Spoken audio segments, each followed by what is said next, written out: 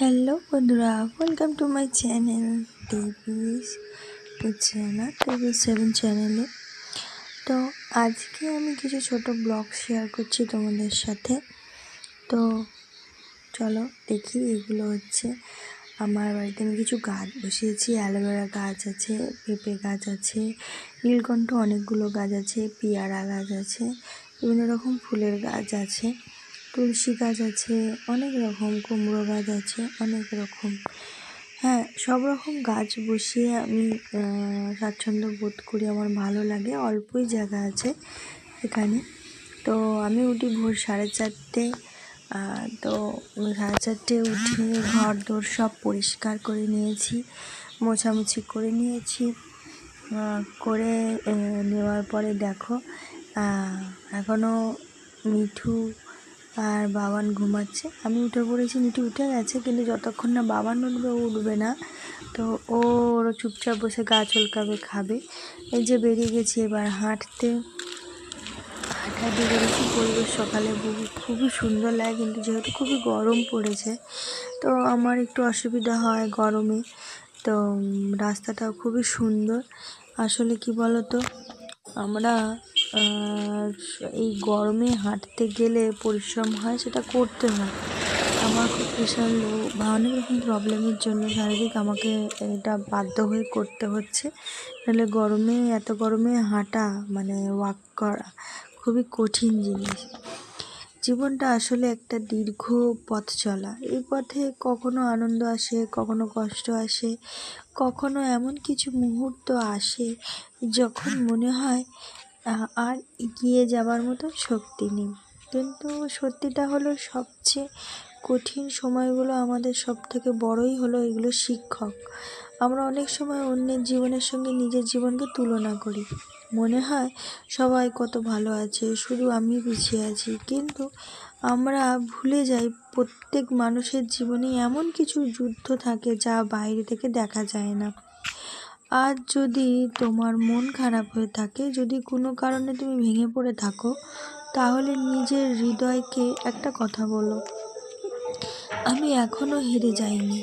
কারণ যতক্ষণ তুমি চেষ্টা করছো, ততক্ষণ তুমি আবার উঠে দাঁড়ানোর সাহস রাখছো, ততক্ষণ তোমার হার কিন্তু হয়নি। জীবনে কিছু মানুষ আসবে যারা তোমাকে ভালোবাসবে, আবার কিছু মানুষ আসবে যারা তোমাকে ভুল বুঝবে। কিন্তু তোমার মূল্য কখনোই অন্য কারোর মতামতের উপর নির্ভর করে না। তুমি যেমন তেমনই কিন্তু থাকবে। অনেক সময় আমরা ভাবি আমাদের ছোট ছোট প্রচেষ্টাগুলো কোনো মূল্য নেই, কিন্তু বীজ যেমন একদিন গাছ হয় না, তেমনি সাফল্য একদিনে আসে না। প্রতিদিন ছোট ছোট পদক্ষেপ নেওয়ার পর আসে। তো ঠাকুরের কাছে এইভাবে প্রার্থনা করো। রোজ ভোর 5টা থেকে 5:30টার মধ্যে আমি প্রার্থনা করি, ঠাকুরের কাছে পুজো দিয়ে আমার শান্তি লাগে। তো তোমরাও চেষ্টা করো সকাল সকাল ঠাকুরের প্রার্থনা করে সব কাজ চালু করার। নিজের স্বপ্নগুলোকে কখনো ছোট করে দেখো না।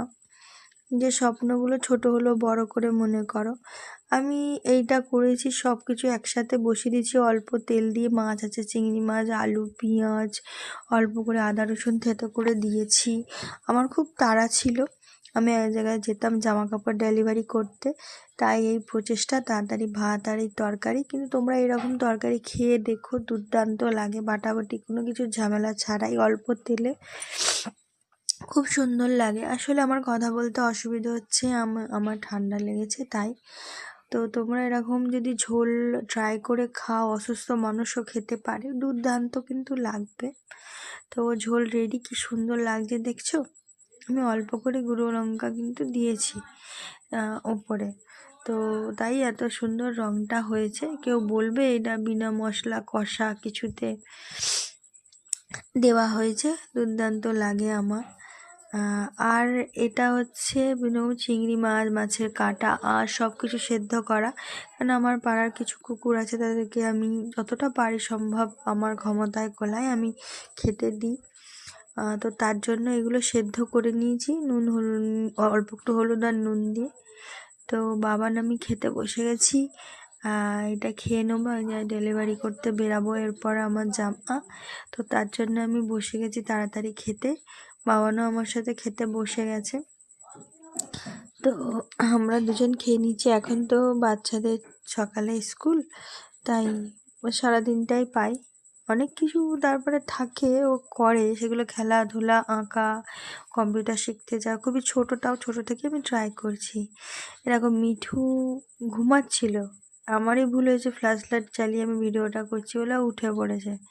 এবং ওকে উপরে দোতলা করে দিয়েছি আমি, দোতলায় থাকে আমাদের, একতলা বাড়ি, ও দোতলায় থাকে দেখো। আর ওই যে সকালে তালাকুচিগুলো দিয়েছিলাম ওগুলো খাচ্ছিল। আর এই দেখো ওর দিদিমণি ওকে পড়াতে এসছে আর ও ওই দোতলায় বসে ঝিমাচ্ছে। ঝিমাচ্ছে ও।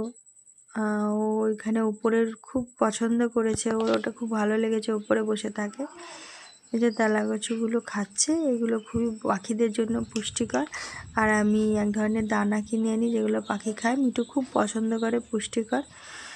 ওই জন্য এত বয়স হয়ে যাওয়ার পরেও খুব অ্যাক্টিভ, তো যত্নের জন্যই। আর এই যে এদিক ওদিক করছে, তোমার আসলে ও উঠতে পারে না, নাহলে আমি ওকে ছেড়ে দিতাম। আর এই যে ও ভালো পড়াশোনা করলে ওকে আমি অন্তত আধ ঘন্টা গেম খেলতে দিই, তাই খেলছে।